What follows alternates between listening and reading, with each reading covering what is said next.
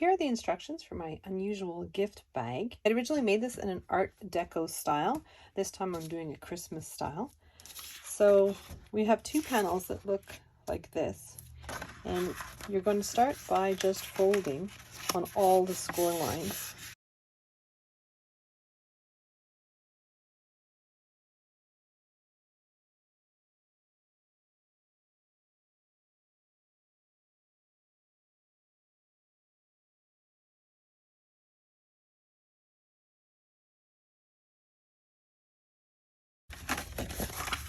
So most of them are in this grid formation, as you can see, horizontal and vertical, but there are 4 triangular ones.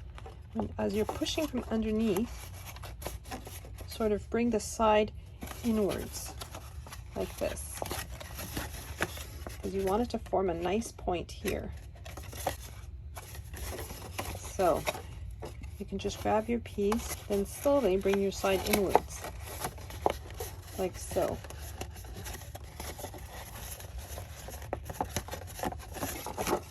And do that for all 4 of them. Now that you've folded down on your score lines, it's a little bit easier to see where you want to put your panels. So you have your 4 full squares in a cross pattern in the center of your piece, and then there's 3 rectangles on each side, and you're going to glue those down to the base piece. So once I've glued on all my panels, I'm just going to fold both edges underneath, and I'm going to bring both these sides. I'm going to tuck one of these V-shaped pieces inside the other V-shaped piece, like so. And as I do that, I'm going to bring down the center panel. And because of these folds and these triangles, it's all going to collapse down into the shape, and then you just want to tuck that flap underneath. Now I'm going to do the exact same thing with the other side. Actually, to show you, I can show you like this. I'm putting one V inside of the other, and then I'm pushing as far as it will go. And then I'm going to take the flap that's over in the center, and I'm just going to fold it over like that.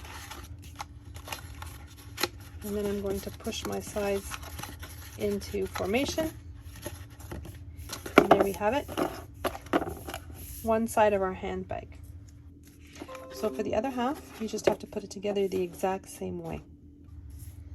Okay, so once both our sides are together, if you have patterned paper that has any direction, you want to make sure that your patterned paper is all facing in the same direction when your handbag is closed. Now, mine has no direction, but this is the top of mine and this is the bottom. I've already decided. So for the bottom, it's a 2-inch square that has a score line in the center. I'm just folding down on the score line. I'm putting glue on half below the score line and then placing it on the bottom of my handbag. Then I'm going to put glue on the other piece, on the other half of that piece. Then position my piece so that these 2 edges meet, and then press firmly down on that joining piece. So next I have the closure pieces. I have 2 layers of cardstock, and I've made the snowflake with adhesive vinyl. So I'm just folding down at the base of that snowflake, and then on that tab that I've just formed, I'm just centering my closure on the top of my handbag, like so. And do that for the other side as well. So a little bit of glue centered horizontally, but put it as close to the edge as possible. And then you're going to add a decorative piece just behind that topper. We have these long rectangular strips. I'm going to shape them just a little bit, and this will just serve as a guide to help close my handbag. I'm just putting glue on half the piece. I'm just going to glue it all along that edge. And the second piece, Again, glue on half of the length of it. So it's the other side of the same half of the bag. And this will just help it stay closed and guide it into position. And next we have a little extra piece we're going to put on the bottom here. Just an extra hinge on the exterior, and I'm just going to put my decorative pieces on top.